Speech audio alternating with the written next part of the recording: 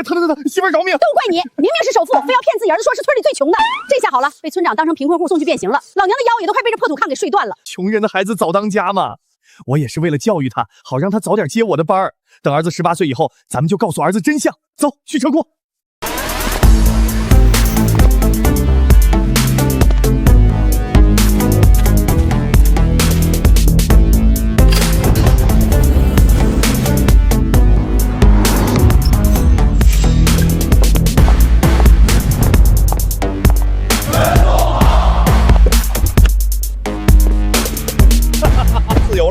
老婆，要不咱们今天直接包个海滩透透气？行啊，老陈，赶紧走，老娘1秒钟都不想在这喂鸡了。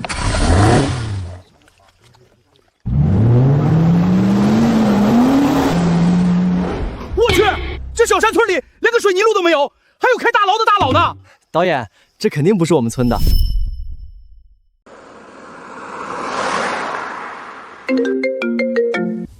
建国啊，你和秀兰上哪儿去了呀？我刚拎着一袋自家腌的咸菜去你家，怎么院门锁着，屋里一个人影都没有啊？村长啊，我和秀兰出门办点急事儿。哎呀，你们这两口子怎么在这个节骨眼上出门啊？快听话，赶紧往回走，等等城里那个大老板家的宝贝儿子就要到了，人家是要住进你们家体验生活的。啥？村长，城里的小孩要住到我们家？对呀，人家城里节目组大大小小的长枪短炮都在路上呢，全天候直播。你们家是陈家人的特困户，我好不容易才给你们争取到名额，就是想帮你们家陈默以后多凑点彩礼钱，你们可不能在这时候掉链子，快回来收拾收拾屋子，给人城里娃留个好印象。陈建国，儿子报名的时候都得看没看清楚规则。城里的小孩和摄制组要住进我们家，我们家后院全是特么的迈巴赫，野性升降门一开就是万亿资产。这要是被节目组的摄像头拍到了，我们怎么对得起村长的一片苦心，还怎么演穷人？失误，绝对是失误。老婆坐稳了，赶紧掉头回家藏车，不能辜负了村长。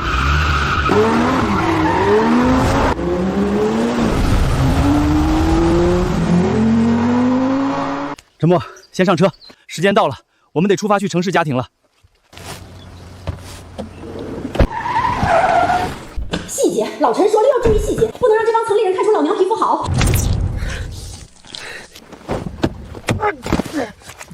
建国，秀兰，建国，秀兰，城里的大少爷马上到村口了。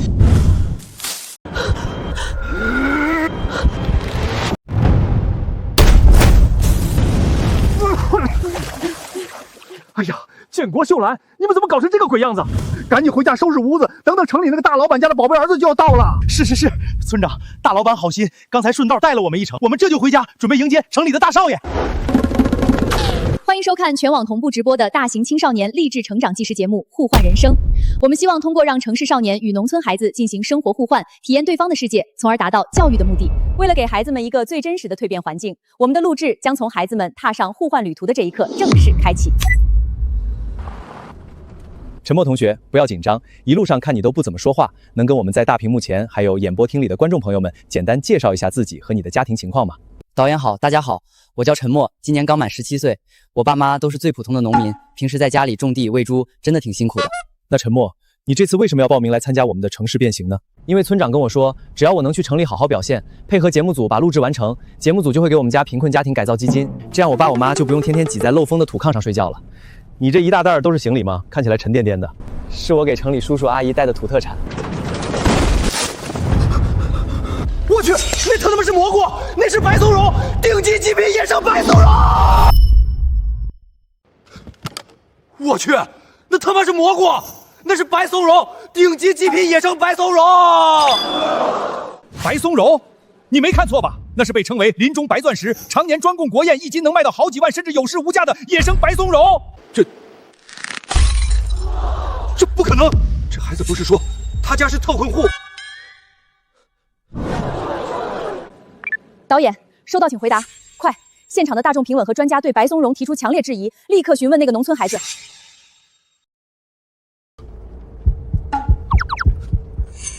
那个陈默同学，刚才演播厅的专家和观众通过直播画面看到你袋子里掉出来的东西，现场现在已经彻底炸锅了。专家们说，你手里的这个是极其稀有、有市无价的野生白松茸。啥白松茸？导演，这城里的专家是不是看错了？这就是我们后山松树底下成片长的白皮菇，大雨一过，漫山遍野全都是，一踩一脚烂。我们那儿的人压根儿不稀罕这玩意儿，我妈嫌它水分大，不晒干了根本没法割，所以晒满了一院子呢。我就说嘛，这绝对是视觉误差。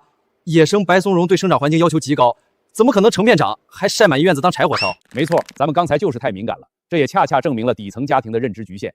这个特困户孩子陈默，把妈妈采的野菇子当成宝贝来送礼，虽然东西不值钱，但这份淳朴的、属于穷人家庭的质朴心意，还是值得肯定的。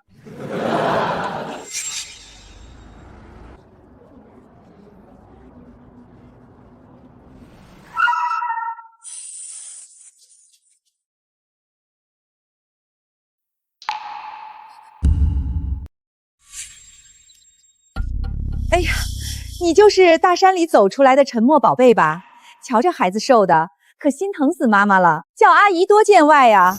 从今天起，这儿就是你家，直接叫我李妈妈。谢谢李妈妈。我在大巴车上就听导演叔叔说您特别温柔，我从家里带了一些新鲜的野蘑菇，都是我爸爸妈妈自己摘的，一会儿我可以用它们给您和周爸爸做顿晚饭。妈，这叫沉默的身上一股子猪圈的鸡屎味儿，衣服破成这样，还他妈抱着个猪饲料袋子，这就是你要我跟他互换的农村特困户啊！脏死了，离我远点！这城里孩子太不像话，人家沉默为了不让他嫌弃，专门洗了3遍澡。这衣服虽然破，但洗得干干净净的，怎么就脏了？就是啊，你看沉默那手忙脚乱解释的样子，多懂事，多让人心疼的孩子啊，真是越看越气人。刚刚大家通过直播镜头看到了我们城市的互换主人公周小强，在面对农村孩子沉默的第1秒，就表现出了极大的抗拒、嫌弃，甚至是言语上的攻击。太不像话了！周小强这个孩子被家庭溺爱的完全失去了最基本的教养。面对大山里来的哥哥，他非但不领情，还骂人家是土包子。这种骄纵和戾气，如果不送到大山里彻底接受生活的考卡，这孩子以后就废了。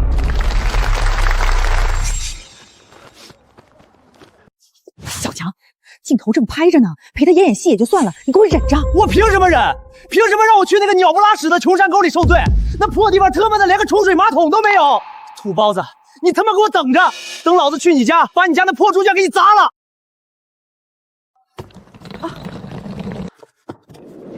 小莫啊，别理你小强弟弟，他就是小孩子脾气。在这个帝豪酒店啊，李妈妈专门给你安排了最顶级的接风宴。走，咱们进去，先去见见你的周爸爸和弟弟。李妈妈，我爸爸妈妈常说，做人要知恩图报。您和周爸爸对我这么好，我在这儿一定听话，多帮家里干活，绝对不给你们添麻烦。这边请。大家看，这就是我们城市家庭的胸怀。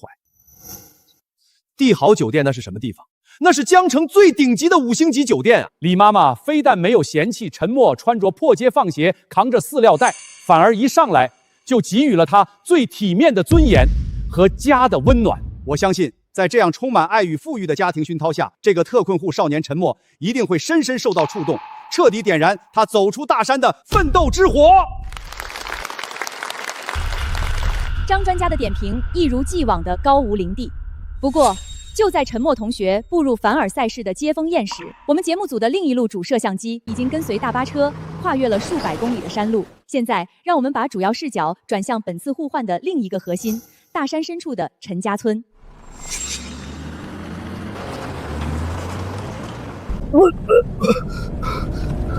这是什么鬼地方？你们到底要把我拉到哪儿去？停车，给老子停车！还有半个小时，我们就能到达沉默的家，你先保持冷静。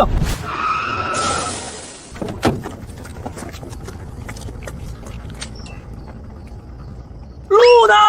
你们逗我呢？让老子走这种地方，老子不走！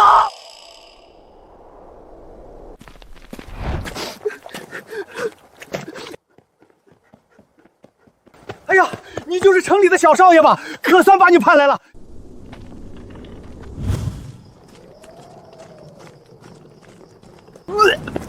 这特么是什么味儿？毒气弹爆炸了吗？老子不进去！小少爷，咱山里空气好，都是纯天然的。建国、秀兰，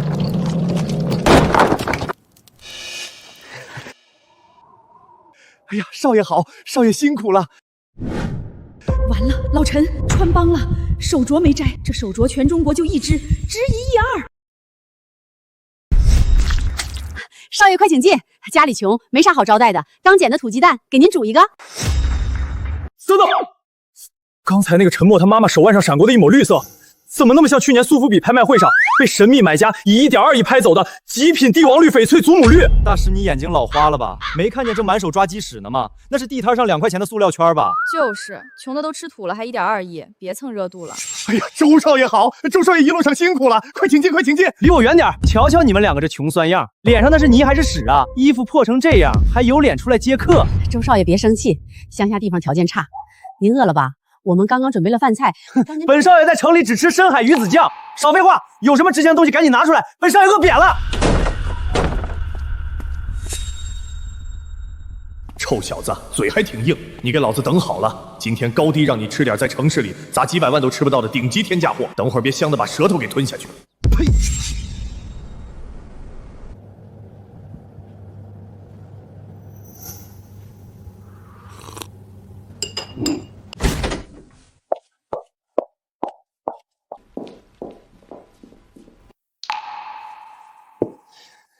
你就是陈默吧？到了这里就当是自己家。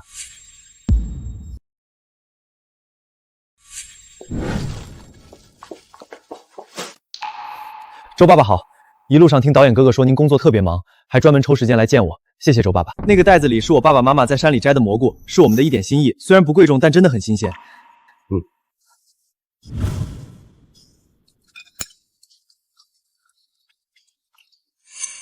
小莫啊，这米饭的味道香不香啊？特别香。李妈妈，不瞒你们说，这个米饭一进嘴，那股清香味跟我妈妈在家里用大铁锅焖出来的米饭味道简直一模一样。哥哥，你吹牛！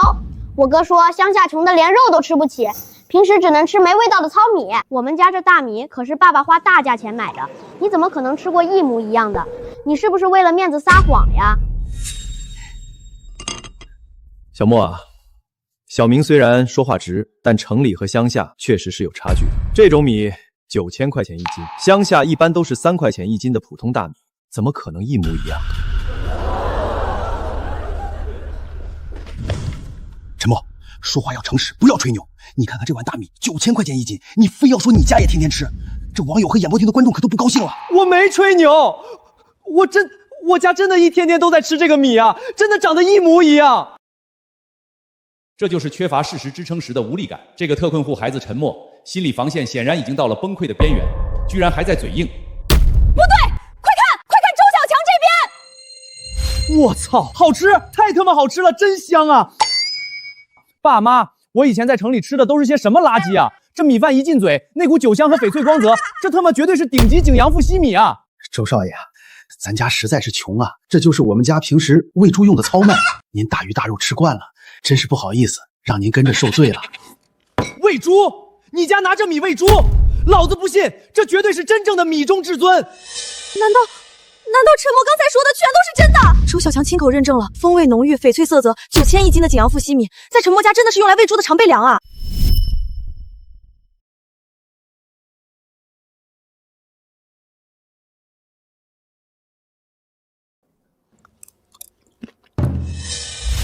我操，好吃，太好吃了！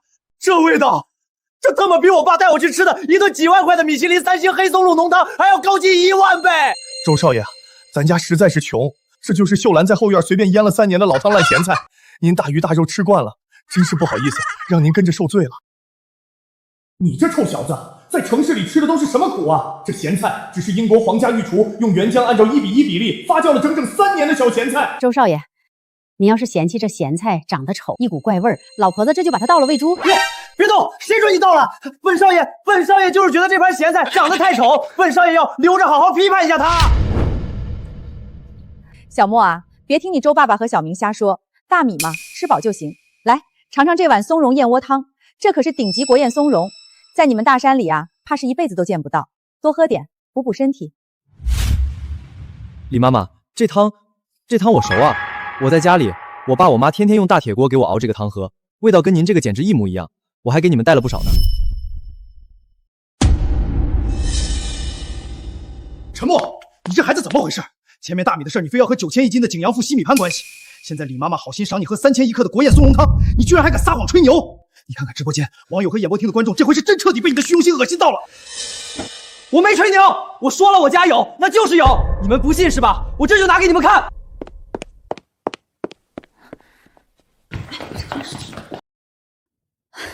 哎呀，小莫，拿不出证据也没关系，李妈妈不会看不起你的。快把那脏袋子放下，别弄脏了地毯。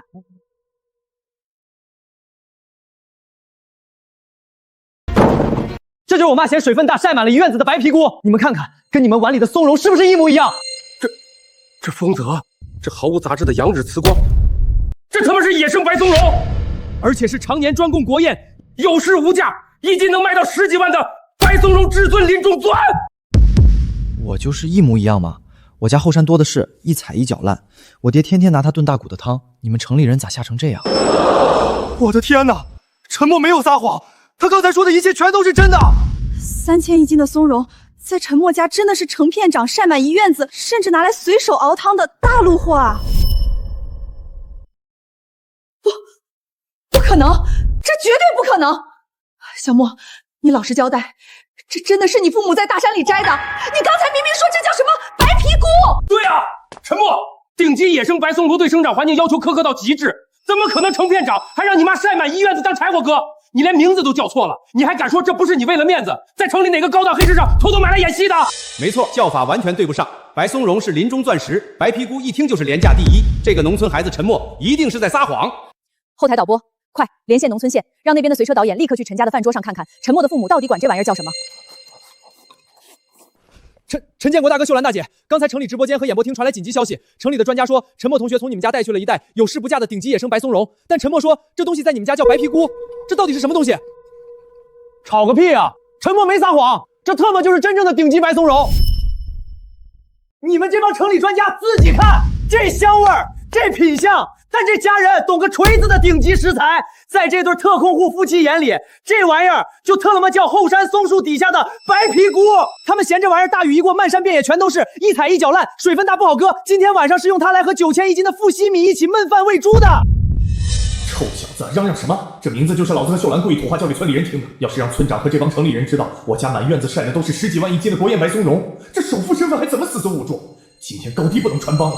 你们可别跟我们老实巴交的庄稼人开玩笑了，这就是后山不值钱的野菇子白皮菇嘛。我们家穷没啥好菜，大雨一过我们就去成片的采回来晒干。这真不是啥10几万一斤的白松露，我们哪有那金贵命啊？今天晚上是用它来和9000一斤的富硒米一起焖饭喂猪的。李妈妈，我就说我真没撒谎吧，这就是我家摘的白皮菇，名字确实和城里不一样，我真的没有吹牛。看来大山里的物产确实丰富，这都是误会。咱们今天的接风宴也差不多了，周总、李妈妈，要不先带陈默同学回家休息，我们明天一早再进行录制。对，小莫一路上辛苦了，走，咱们先回家。耻辱，简直是奇耻大辱！老子纵横上海这么多年，今天居然被一个露脚趾的土包子用一袋破大米和几株烂菇子把脸都打肿了！你听听小强在电话里哭喊着喂猪的米比城里好吃1万倍，全网现在都在看老子的笑话。老周，别发火，那土包子不过是运气好，占了山里天然资源的便宜。论真正的社会阶层，论真正的顶级底蕴，他拿什么跟我们周家比？我先给小强打个电话，那破地方连个冲水马桶都没有，也不知道我的宝贝儿子在那受了多大的委屈。明天正好让导演组用这个当切入点，狠狠批供一下那个特困户家庭。妈爸，你们敢信吗？这农村简直太他妈爽了！我以前在城里顿顿几万块吃的都是些什么乐界啊！小强，你没被逼着吃野菜吧？你别吓妈妈啊！吃个屁野菜啊！妈，我跟你说，这家的米饭一进嘴，那股酒香和翡翠涩涩，比咱家9000一斤的富硒米还要纯正1万倍。周小强，你给老子闭嘴！你是不是脑子被大山里的门给挤了？爸，我没开玩笑。而且我跟你们说，农村爸妈对我可好了。他们刚刚跟我商量，明天一大早要亲自带我去后山那条藏龙溪炸鱼，还要带我去抓据说是野生纯天然的千年大土王八，听着就带劲儿。行了，王大娘、王秀兰去准备明天的炸鱼工具了，老子得去帮忙，挂了。老公，咱儿子不会被那俩穷光蛋给逼疯了吧？儿子要是疯了，我们该怎么办呀？好，很好，连我亲儿子都被那两个穷八蛋带偏了，连炸鱼这种土鳖游戏都当成了宝贝。明天高低得带那个土包子去帝豪酒店顶层的隐秘私人收藏展，那里面陈列的可是价值15个亿，被称为传世绝孤品的国宝九龙耀天目斩。我要让陈默那个土包子在无数动辄过亿的传世孤品面前，在全网直播镜头前彻底认清他这辈子哪怕玩命都跨不过去的阶层鸿沟。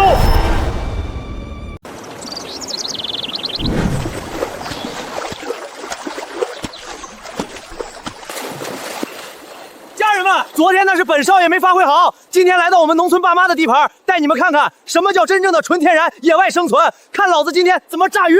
老大，这城里来的小少爷在城里连路都不肯走，来这儿居然转性了。有反差才有收视率，继续拍。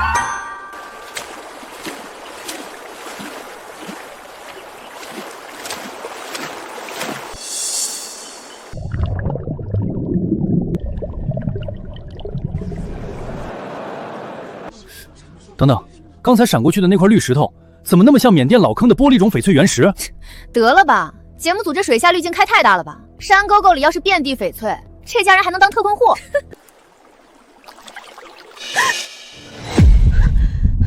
老陈，快看这臭小子的脚底下那块老坑玻璃种被踢出来了，摄像机马上要转过去了，你他妈快想办法捂住啊！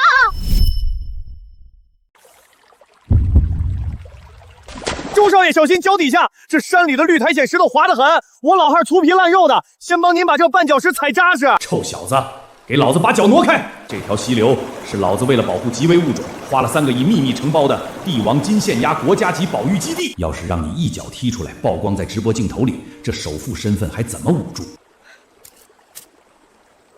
对呀，周少爷，这破河沟里全是长绿苔的烂石头，脏的要死。建国，你快帮少爷抓鱼呀！抓！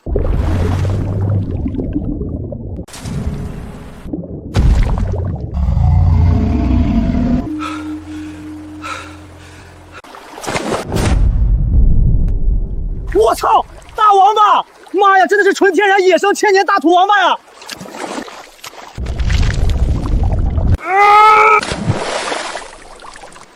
哈哈哈哈！大王八啊！要死人了！特困户家的大王逼要吃人了！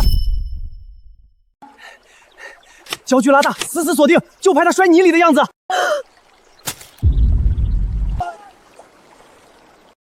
哎呀呀，周少爷停住！这土王八越动咬得越死，我老汉来帮你按住身体。秀兰，你快来扯他的王八壳呀！那你倒是按住他呀，你按着我干什么？哎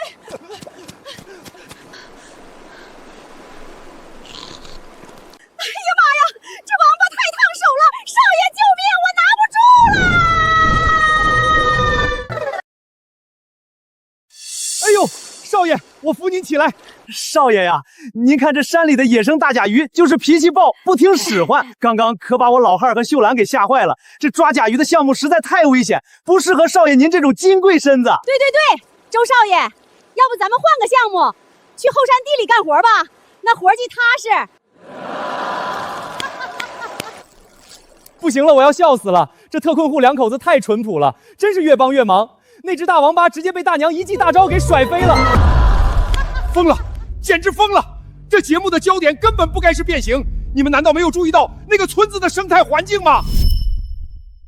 对呀，刚才水下一闪而过的，那是对水质要求苛刻到极点，有钱也根本养不活的极危物种帝王金线瓶，还有那只洗脸盆大小的暗金巨鳖，这他妈哪里是贫瘠牙的大山？这村里的自然生态和地质资源简直牛到违背科学规律啊！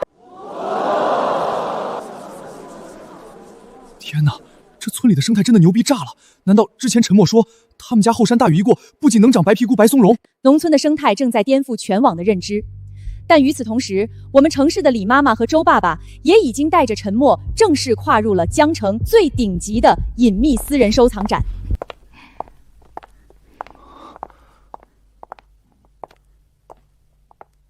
小莫啊，今天周爸爸带你来看的可是整个江城最顶级的隐秘私人收藏，这里的每一件东西都是你这辈子想都不敢想的国宝。国宝，知道了，李妈妈，我一定不乱碰。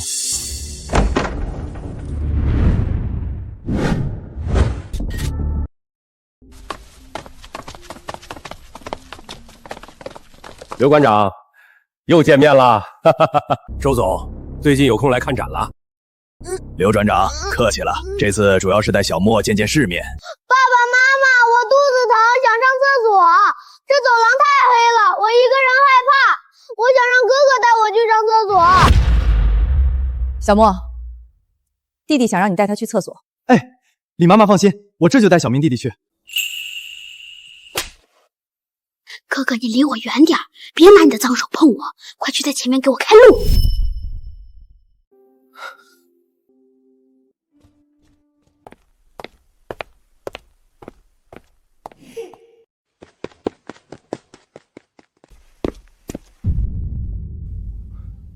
小明弟弟，小明弟弟，你在哪儿呢？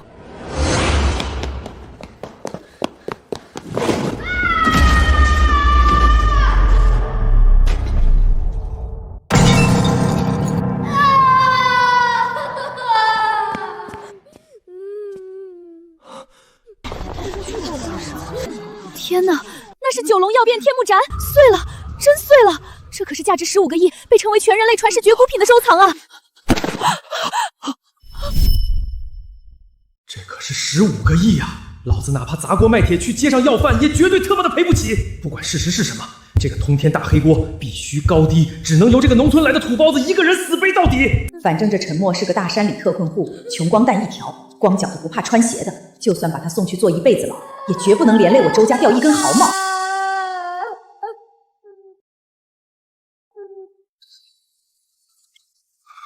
是哥哥砸碎的！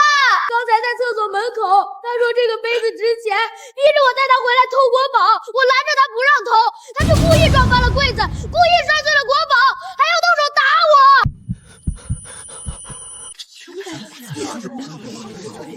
看到了吗？这就是大山里养出来的白眼狼啊！我们周家好心好意给他安排最高规格的接风宴，带他来见世面，他居然手脚不干就想偷，还差点砸伤我的小明。瞧那农村娃穿的破牛仔裤和露脚趾的解放鞋，跟这展厅格格不入。听周总两口子刚才那架势，这土包子是手脚不干净想偷窃，结果把国宝给撞碎了，真是不知天高地厚。我没有，是小明弟弟。各位江城的同僚，你们可得为我们周家评评理啊！我们周家好心带着大山里的特困户来见世面，他居然利欲吞心想偷国宝，被我儿子抓了现行，还倒打一耙，说是我儿子撞的，简直是农夫与蛇，心肠歹毒到了极点。呸！穷山恶水出暴民。周总，别跟这种吓的人废话，赶紧让把他抓进去，让他全家这辈子都进去。我真的没有偷，是小明弟弟说想上厕所，我才带他去的。我根本连柜子都没碰过一下呀！畜生！报警！立刻给我报警！我们周家好心带你体验生活，你竟然在光天化日之下意图盗窃！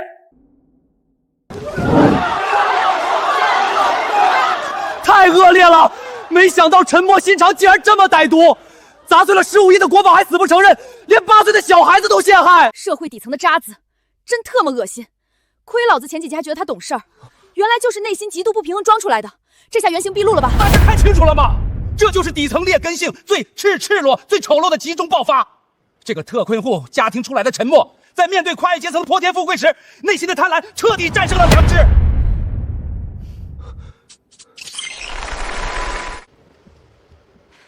大家先冷静一下。还有什么好说的？这事实都已经摆在眼前了，周小明都出面指证了，你还有什么好质疑的？张专家，请你收起你那套居高临下的底层劣根性说销。别忘了，刚才国宝碎裂的刹那，所有的直播主镜头和随车长枪短炮都在走廊死角，根本没有任何一个机位真正录制到了碎裂的瞬间，这就叫无视频无真相。你们看看陈默的反应，他从被栽赃到现在，除了绝望和憋屈，眼神里没有任何的心虚和恐慌。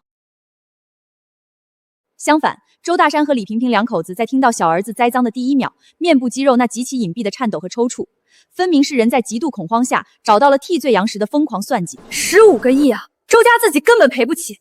换作是你，你会不会选择让一个毫无背景的农村特困户替自己儿子背这口通天死锅？我操，他说的好像有道理啊！刚才确实没有拍到画面，全是周家小儿子的一面之词。难道这真的是豪门夫妻为了甩锅，丧心病狂的联合欺负一个大山里的老实孩子？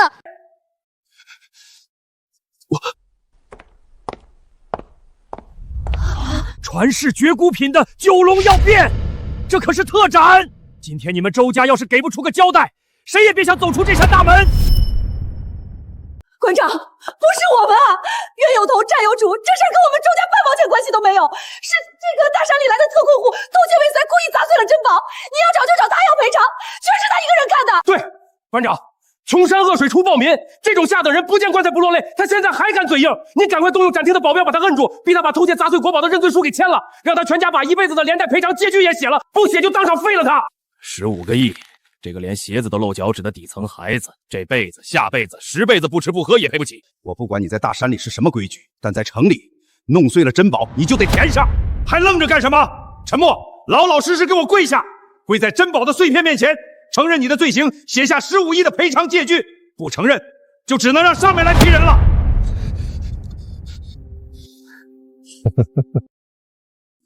我没有，我真的没有偷。你们为什么要这样逼我？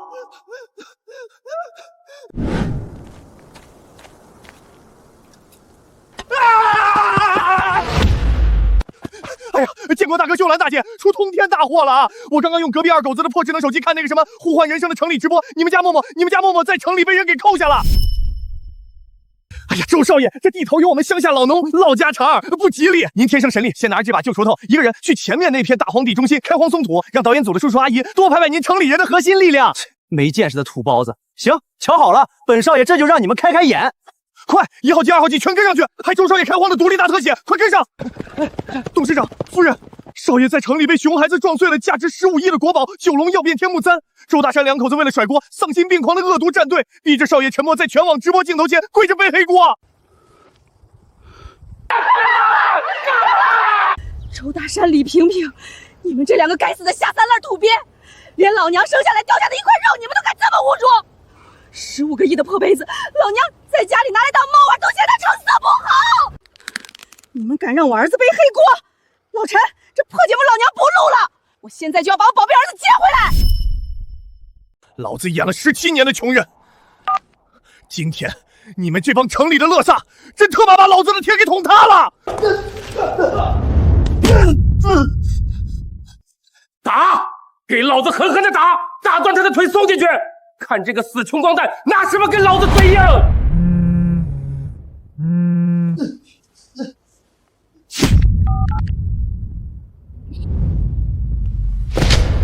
住手！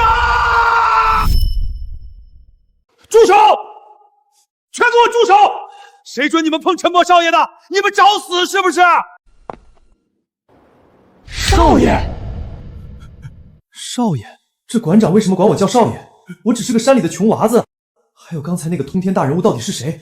为什么馆长听到对方的声音都能吓得当场给我下跪？馆长，你是不是跪错人了？这小子就是个农村土包子，你给他跪下干什么？周大山，你给我闭嘴！你个瞎了的土大块，你口口声声管谁叫土包子呢？你知不知道刚才最高总长亲自打电话下达了死命令，就在2秒钟前，有钱都见不到一面的通天神主亲自跨国作保，那笔15亿的无损屏障资金已经轰然砸进了我们管理的账户。平了？谁替他平的？他一个大山特困户，怎么可能认识那种能1秒调动15亿现金的通天老祖宗？馆长，他到底是谁的儿子？碎了就碎了，不过是个玩物。他交代了，在接下来的5分钟内，他要是通过直播镜头看到您在江城受了一丁点委屈，今天晚上不仅我们收藏馆要被连根拔起，连同你们江城周家全特都得见不到明天的太阳。天哪，这土包子到底是什么通天的背景？馆长居然管他叫少爷！1秒砸出15亿现金屏障，这背后的人到底是谁？整个江城圈子要被掀翻了！我操，这他妈到底怎么回事？那可是15个亿啊！1秒钟就被不知名的通天巨走给拿现金砸平了。你们听馆长刚才说什么？那个大山里来的老实孩子沉默，背后居然站着能让总长亲自下死命令的神秘跨国神主，这村子到底藏了什么怪物啊？全特都得见不到明天的太阳！馆长，你疯了！这穷小子就是个大山特困户，他要真是哪个神主的少爷，怎么可能穿一身拼多多30块钱的破烂？肯定是那个不知名的通天大物被这小子用什么野路子给骗了。小明刚才亲眼看见他砸的，就算钱拼了，他也是个贼啊！妈妈说的对，就是这个臭尾猪子砸烂的，凭什么不打他？他是贼，让他跪下！周大山、李萍萍，你们全家想死，别们拉着老子！我明明只是从大山沟里出来的，爹娘天天为了几毛钱工资发愁，我怎么就成了通天少爷了？刚刚出手屏障的人是谁？那股可怕的底气，为什么我会觉得有点熟悉？快，把刚才走廊立柱里那个用微米级隐蔽科技装上去的天眼微型监控给老子调出来，录像直接同步放大到全网直播大屏幕上。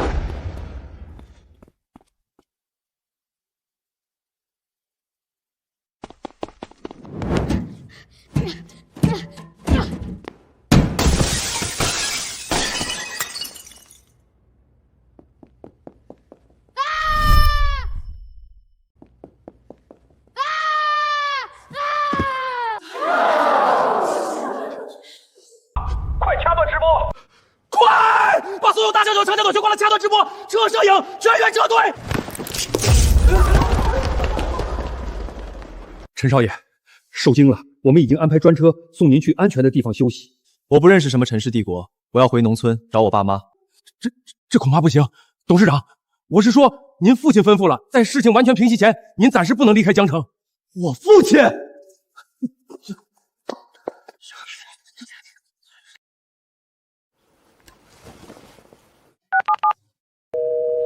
您拨叫的号码是空号，您拨叫的号码是。爸妈，你们到底是谁？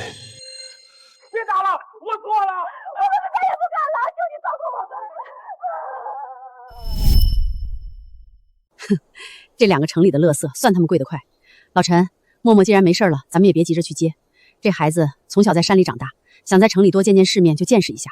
豪门肮脏，让他多碰碰，长长经验也是好事儿。夫人说的对，历练历练也好。小程，城里那边让暗卫继续盯着就行，暂时不准暴露。是董事长。咱们现在赶紧关注荒地那边，周小强不是要开荒吗？赶紧盯牢点，别再出什么岔子了。断线了！我操，城里节目组怎么在这个节骨眼上把直播给关了？肯定是亏心事被揭穿，假豪门2口子和导演组怕了。反转了，彻底反转了！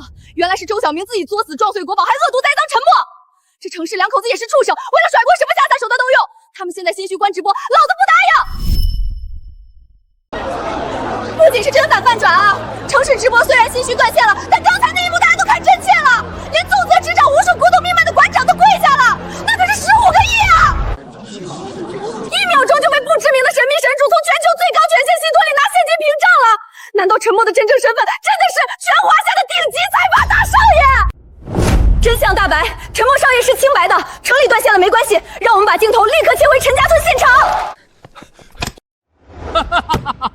大家看到了吗？我就说嘛，这2个就是最普通、最土鳖的农村父母，天天穿着破工装挖地，能有什么通天的身份？刚才城里馆长绝对是认错人了，或者是别的大财阀少爷正巧也叫陈默。要是这俩老土豹是首富，老子当场把这红木桌子生吞下去。周少爷真是体恤老农。给，家里穷，只有这把有些生锈的旧锄头，您拿着做做样子就行，千万别累着。臭小子，你给老子轻点折腾！这锄头是老子动用私人关系，让日本国宝级大师用陨石稀有合金特制的天宫锄，光一把造价就特门800万，削铁如泥。你手要是敢抖一下，掉地里砸坏了，老子当场剥了你的皮！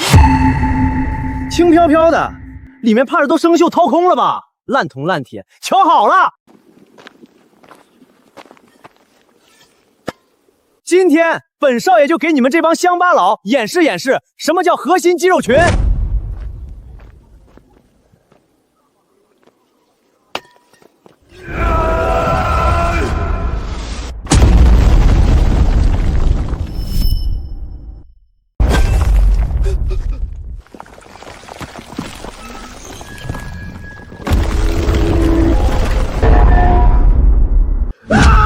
我的手！妈呀，这锄头里冒金光了！这地底下怎么有钛合金钢板啊？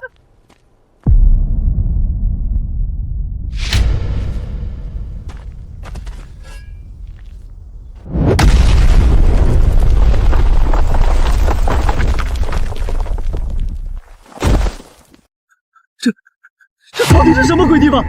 这里的土是豆腐做的，还是这山里的石头是面粉捏的呀？这不科学！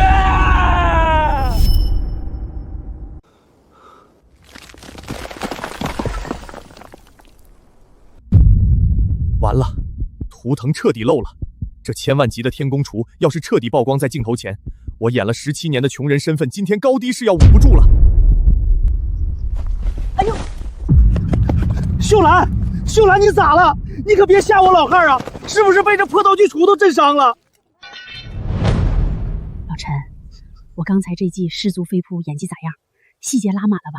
夫人，绝对是影后级别，这千万大佬的底盘，高低是又给咱们藏回地缝里去了。不对，这好像是天宫厨。是天宫厨，那是去年在全球苏富比拍卖会上被神秘买家以800万美金天价拍走，全人类仅此一把的陨石合金天宫厨啊！上面的族徽，那是万亿影视财阀陈氏帝国的至高图腾。陈建国两口他们就是那个让最高总长传话的万亿神父。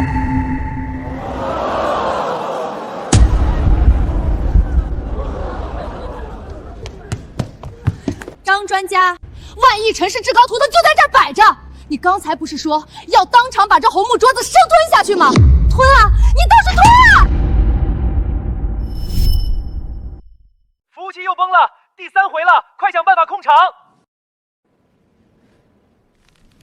这是去年苏富比的内部图，你们看，这把锄头的拍卖编号、九龙绕凤图腾纹路和屏幕上露出来的一模一样。当时的神秘买家代号就是琛，成交价整整800万美金。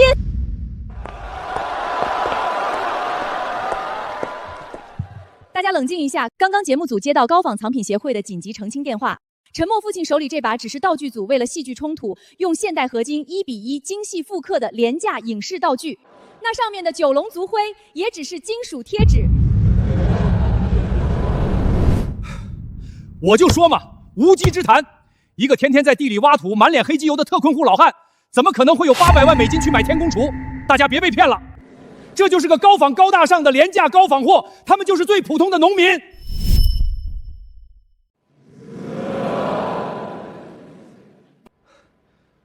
我操，吓死老子了！刚才差点就给跪了。原来特妈的是个拼夕夕高仿的道具啊！道具组为了收视率也是拼了。连防爆金属贴纸都用上了，就是说啊，差点被带偏了。这俩老土炮要是万亿首富，老子明天就去当秘书长。看来城里馆子刚才真的是重名认错人了。陈默这小子就是运气好，沾了别人的光。他爹娘就是2个臭种地的土包子。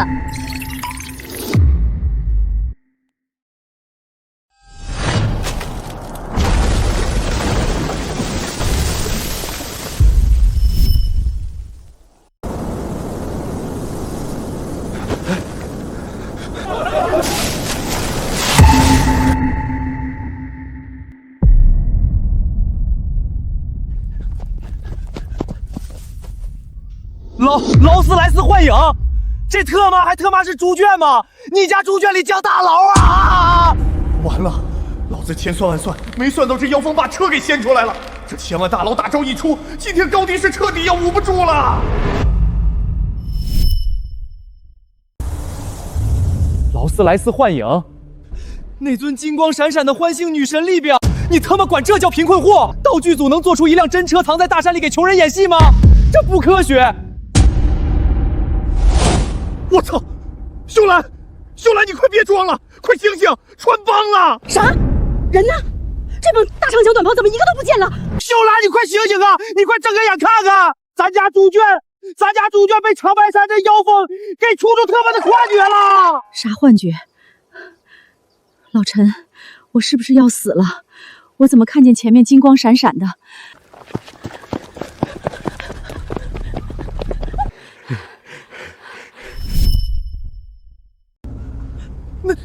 那是不是村长去年带过的那个城里大老板？上次来咱村里，车坏了不要了啊，忘在咱家猪圈的报废组装山寨烂车。哎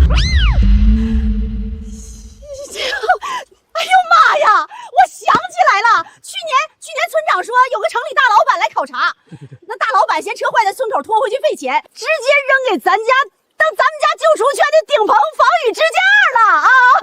放屁！你他妈家里的报废山寨车能自带陨石天空图，你他妈管这星空顶九龙辉完美防爆涂层叫防雨支架？就算是瞎子也认得这是全球限量尊贵定制款啊！建国大哥、王秀兰大姐，请你们当着全网观众的面给我解释一下，这辆价值1000万、常年出现在富豪榜座驾里的劳斯莱斯，为什么会出现在你们家的草棚里？你们到底管这通天豪车叫什么道具？导演同志，您别见怪，这铁疙瘩在我家猪圈顶上压了1年多了，挡雨用的。我真不知道这是啥劳斯莱斯，我平时就管它叫大黑铁盒子。陈叔，这车前面的立标是纯金的，这是环形女神啊！纯金？哎呦妈呀，那城里大老板可得给我补点保管费呀！我天天拿它压着猪圈顶棚，还要拿它喂猪，可别把这大铁疙瘩给我家压坏了。要是压变形了，我可赔不起城里人的高级废铁呀！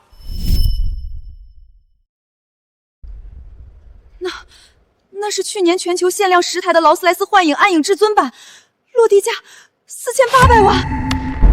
猪圈顶棚支架，拿4800万的豪车压了1年猪圈。各位，我们先不要下定论。也许陈建国大哥真的不知情。不知情？那车钥匙还在他裤兜里晃呢。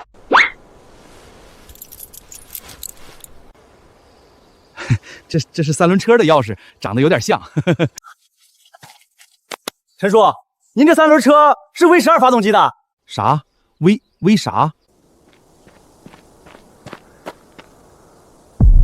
建国，这是你家猪圈上的铁疙瘩？村长，您可来了！您快跟导演说说，这是不是去年那个大老板忘在我村的报废车？啊，对，是有这么回事儿。去年有个港城来的大老板，车坏在村口，说不要了，让建国帮忙处理。建国心善，说当废铁卖了可惜，就搁猪圈顶上挡雨了。村长，这车是限量款，全球10台。啥限量不限量的？在我们山里，4个轮子的都叫车。建国，你说是不是？是，村长说的对。我信你们个鬼！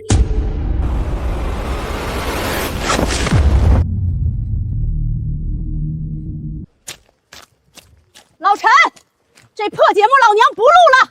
想到我儿子跪在碎瓷块上被黑脖受委屈，我就难受。这身份我也不装了，今天就要让我宝贝儿子堂堂正正的回家。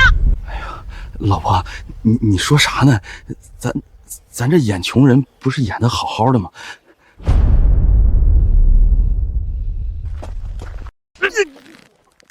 我说啥呢？你特么还在那儿为什么威？老娘的亲生骨肉在城里流着血背黑锅，你还在这儿陪他演呢？老陈，你的护犊子劲儿都特么就找玉米面窝窝吃进狗肚子里去了。疼！老婆松手！老子这不是在找卫星手机呢吗？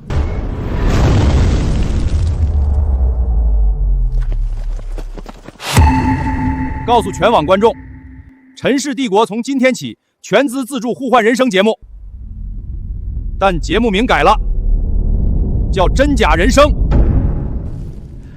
我就说嘛，建国这娃从小就有出息，17年前非要装穷，我配合他演的可辛苦了。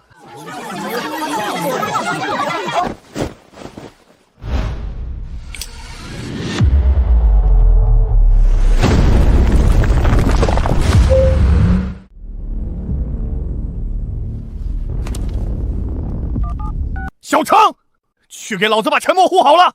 少爷要是少了一根汗毛，老子今天晚上让整个江城见不到明天的太阳。全开荒车队听令，起驾！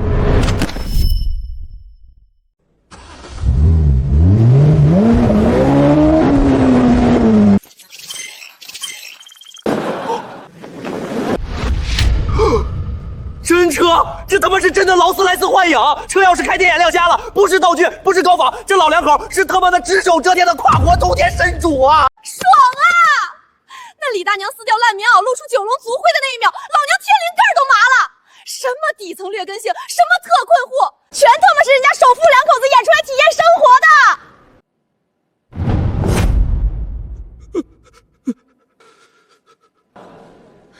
逆转，长白山首富不装了，全面开启疯狂起价模式。但与此同时，我们城市的李妈妈和周爸爸因为偷盗国宝栽赃失败，为了逃避陈氏帝国的滔天怒火，正带着周小明疯了一样讨回香城帝豪酒店。接下来的视觉画面将会让所有人见证什么叫真正的降维大清算。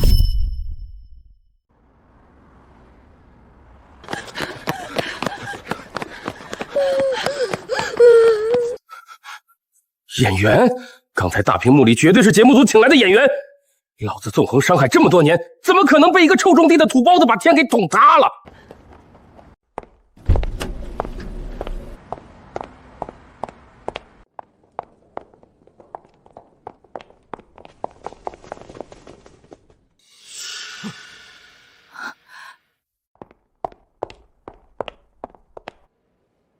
周先生，不好意思，请留步。系统刚刚提示，您的皇家总统套房已经到期，请您全家立刻搬离酒店。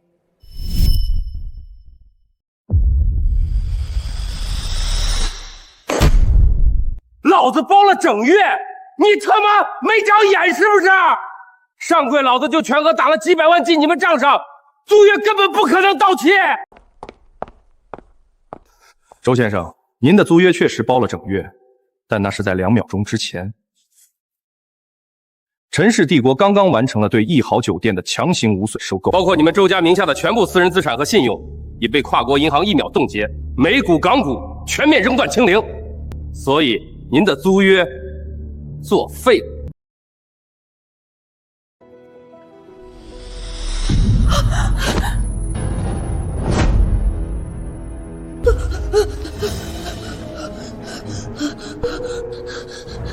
爸爸妈妈，你们快看那幅画！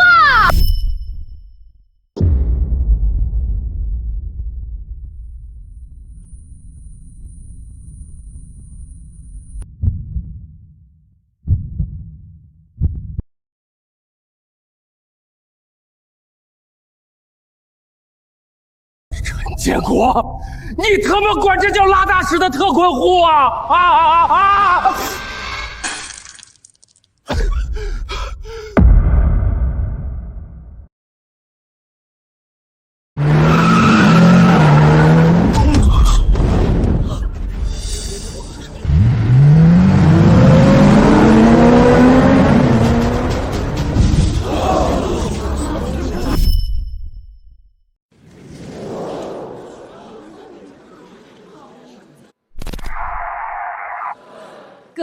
各位观众朋友，请大家稍安勿躁。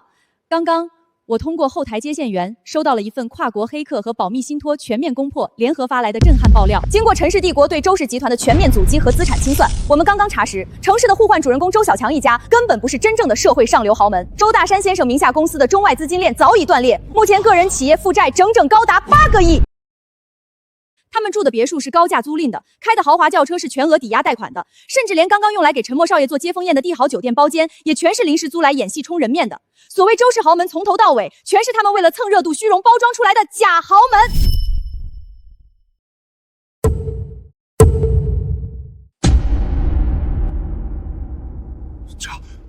假的，负债8亿。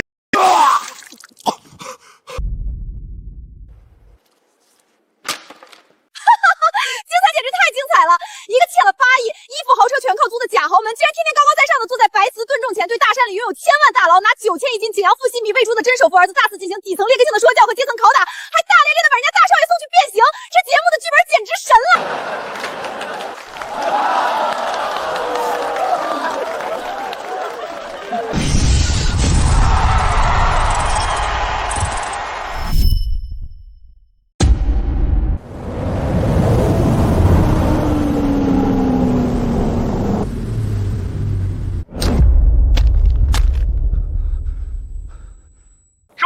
全面清算，周大山8亿负债破产。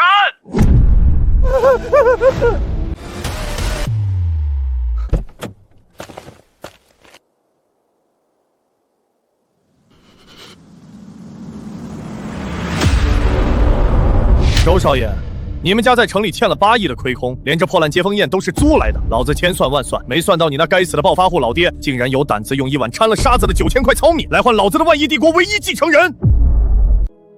不可能，这绝对不可能！我爸是开大公司的，我是城里的大少爷，你们这帮臭喂猪的骗我！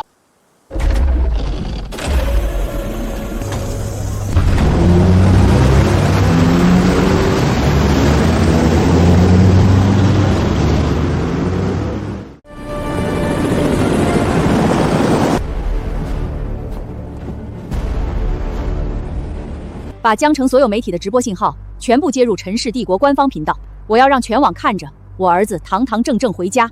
周氏集团的清算，今晚0点前完成。是董事长，导演和摄制组都在，直播还在进行。很好，让全网看看什么叫贾少爷变形记。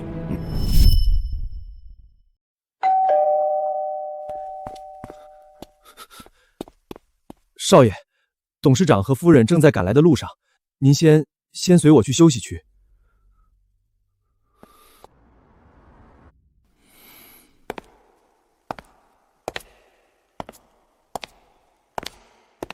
恭迎少爷归堂，少爷好。你们认错人了。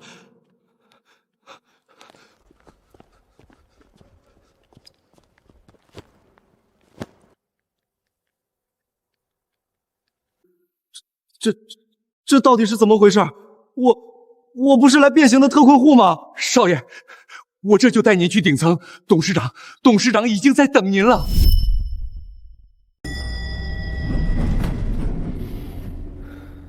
我爹天天为了几毛钱工钱发愁，我妈嫌水分大把松茸当柴火割，到头来整个江城整栋帝豪酒店全他妈是我家的私人资产。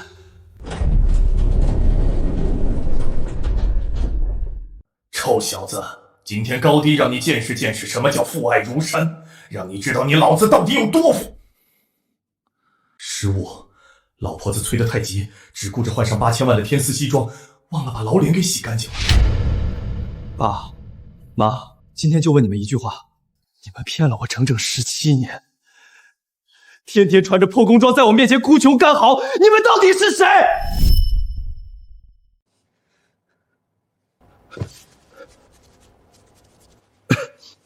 默默啊，爸这是为了配合节目组录制，故意弄的战损版皮肤，你别多心啊。妈妈错了，妈妈看到你在展厅流血，老娘的心都碎了。不装了，这破恐怖咱们今天高低不演了，妈妈带你堂堂正正回家。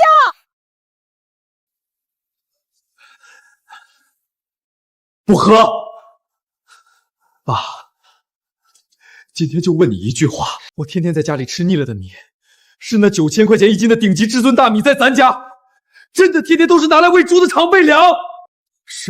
是米中至尊景阳富硒米，那是老子为了你的核心力量，专门动用私人关系，找了10几名顶级老农农学专家，花费好几亿专门培育出来的。你平时拿去喂猪，我跟你妈人都麻了，但为了演穷人，只能生生看你败家。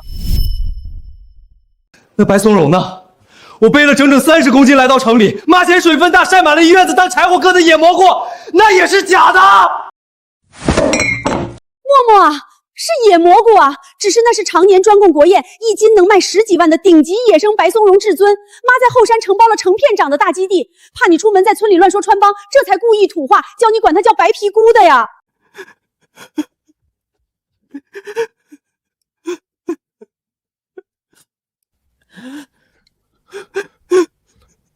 让我早点当家，让我知恩图报，你们管这叫穷人教育。你们知道我为了那30斤白皮菇在大巴车上被人当笑话看的时候心里在想什么吗？我在想，我爸妈在山里种地喂猪，我得争气，不能给他们丢人。默默，爸，别叫我默默，你们骗了17年。我每天早上天不亮去喂猪，我以为那是咱家唯一的指望。我背着猪饲料袋子进城，我以为那是我能给你们的全部。你，这件衣服，我妈说补补还能穿，我穿了3年，3年啊！儿子，妈给你买新的，妈给你买全世界最好的。不用了，这破衣服我穿着踏实。我要回村，回那个漏风的土炕。默默，那土炕是10漏气恒温的，不漏水。连土炕都是假的。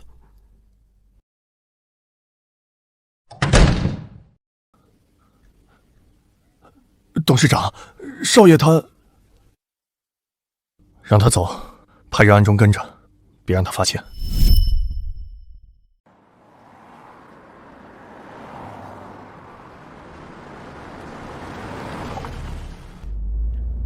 去哪儿？江床村陈家村。少爷要回村，董事长吩咐了，暗中保护，不能暴露。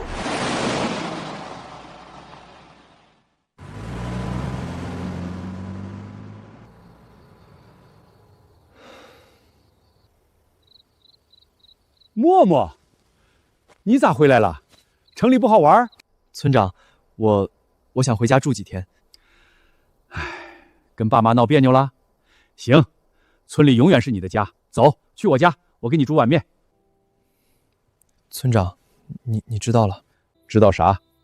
知道建国那小子终于露馅了。哼，17年前他跟我说，村长帮我瞒着，我想让娃吃点苦，我就知道他早晚有今天。但默默，你爹再有钱，他对你那颗心是真的。不可能，我爸是开大公司的，我是城里的大少爷，你们骗我。周小强，你爸的电话打不通。什么？假的，这是假的！我爸不可能破产，这破手机也是假的！都是你，要不是你，我爸不会破产，我不会变成这样。周小强，你爸欠了8亿，不是我让他欠的，是你弟弟砸碎15亿的杯子嫁祸给我。那我怎么办？我怎么办啊？我连家都没有了。这个，你拿去，在城里他值10几万，在这里他就是白皮菇。你爸欠的债，我爸陈董事长已经帮你爸平了。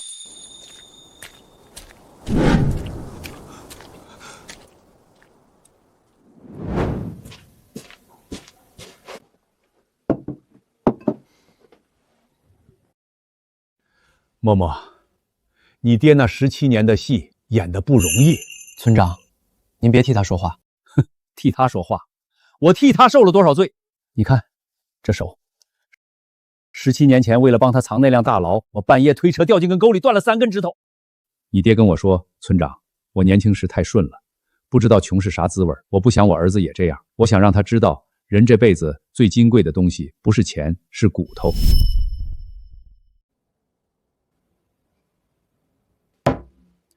你爹是万亿首富，但他17年没睡过一天好觉。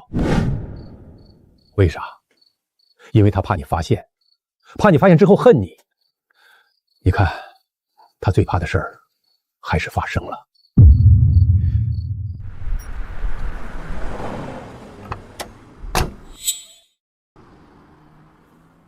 找你的，去吧，不管见不见，把话说清楚。默默，爸来跟你道歉。陈董事长，您不用跟我道歉，您没错，您是为了我好，让我知恩图报，让我早点当家。爸错了，爸不该骗你17年。爸以为让你吃苦你就能成器，但爸忘了，你吃的苦都是假的，你受的委屈都是真的。爸在卫星电话里听到你哭喊我没有偷，爸的心像被刀剜了一样。那你为什么不早告诉我？爸怕呀，怕你变成周小强那样，仗着有钱就目中无人；怕你变成爸前情时那样，以为有钱就能买一切。但爸现在知道了，我陈建国这辈子最成功的事儿，不是赚万亿，是养出了你这么个。爸，那土炕真的是石墨烯恒温的。是啊，但爸在你出生前，专门让人保留了漏风的外观，里面确实是暖和的。你们这是演戏演全套啊！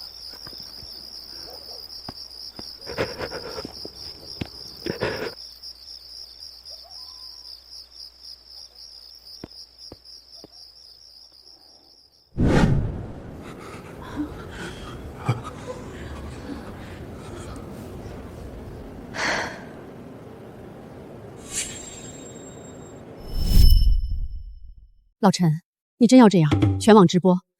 你可是万亿董事长。夫人，我首先是陈默的爹，这衣服我穿了17年，今天我穿着它给全网一个交代，也给我儿子一个交代。他要干什么？当众承认骗了我17年，让全网看他笑话。各位观众，今天我们真假人生节目迎来一位特殊的嘉宾，他选择用最真实的方式面对全网。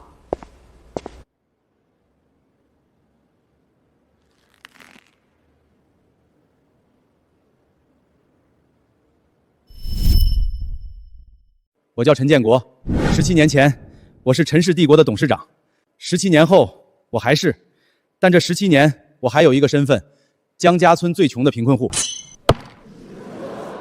我骗了我儿子陈默17年，告诉他我们家是特困户，告诉他大米是喂猪的糙妹，告诉他白松柔是白皮菇，我告诉他穷人要早当家，要知恩图报，要有骨头。我以为让他吃假的苦就能长成真的刚。但我忘了，他在城里被人嘲笑猪饲料袋子的时候，那份委屈是真的；他在展厅被人按在地上背黑锅的时候，那份屈辱是真的。我陈建国能1秒砸15亿屏障，但我平不了我儿子心里那道疤。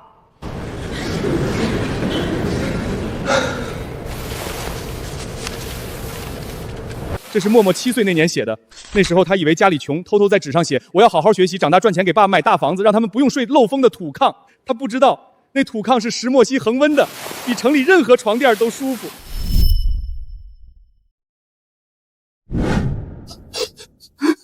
今天我陈建国以陈氏帝国董事长的身份宣布：第一，陈氏帝国全资设立真实基金，首期投入100亿，资助真正贫困地区的教育，不直播，不宣传，不接受任何媒体采访，钱怎么花，让村里的校长说了算。第二，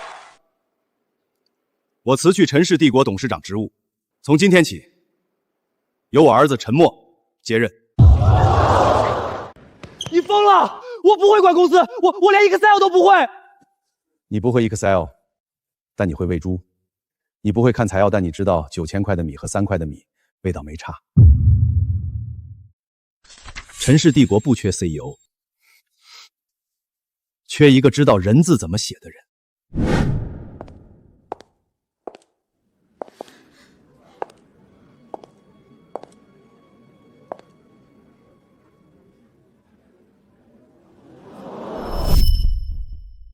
默默，妈以后不骗你了。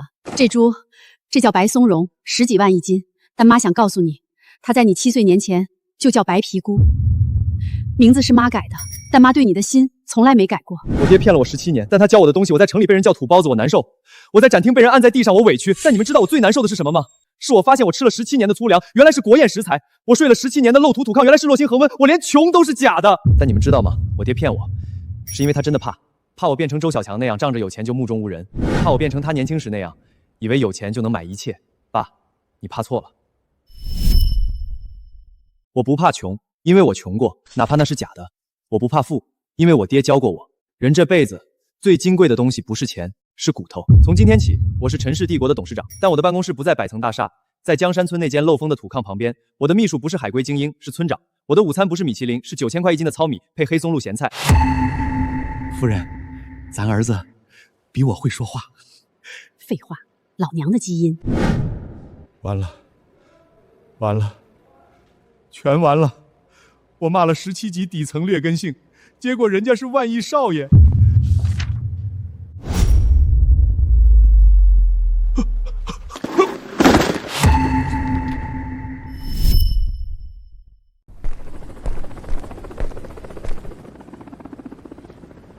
默默，爸还能帮你做点什么？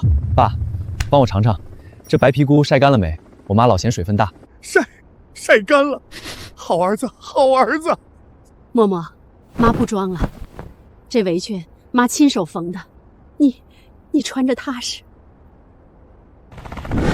董事长，不，陈先生说今晚飞江山村，另外把总部那间100平办公室拆了，改成漏风土炕体验区，供全体员工学习。